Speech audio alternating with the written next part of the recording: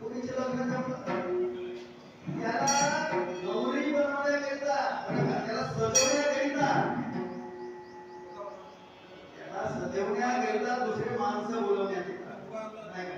आणि हा माणूस सजवते त्या नाळा बांध हे बांध ते बांध. अरे ज्या कौरव पांडवाच्या युद्धामध्ये द्रौपदीच्या वस्त्राला हात लागला त्या ठिकाणी महायुद्ध झालं.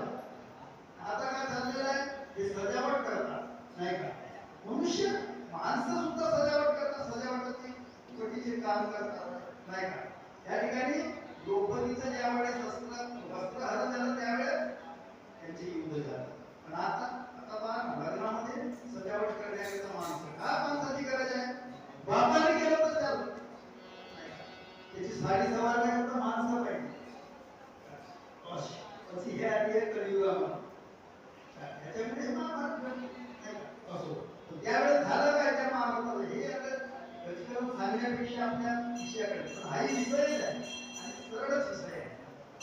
त्या ठिकाणी ज्या वेळेस दुःशासनाने मोडण्याकरिता सारी सुरुवात केली त्यावेळेस भगवान परमात्मा तर धावा केला द्रौपदी मोहे धावले कृष्णा धावले लवकरी संकट पडले भारी देवा तू आमच्या कैवारी आले निवारी देवा धाव लवकर धाव.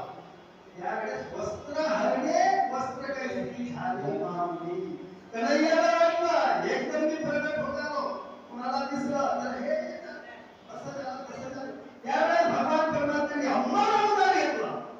अम्मासाठी अवतार अंबर अवतार म्हणजे त्या द्रौपदीच्या अंगावर जी साडी होती ती स्वारी स्वतः भगवान परमात्मा झाले. त्याला अंबर अवतार म्हणतात.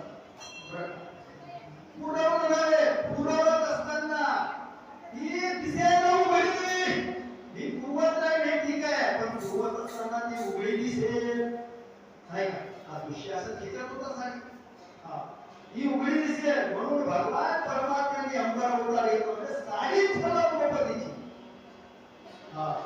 कुठे न दिसे पाहता कुणी घाली अवंता.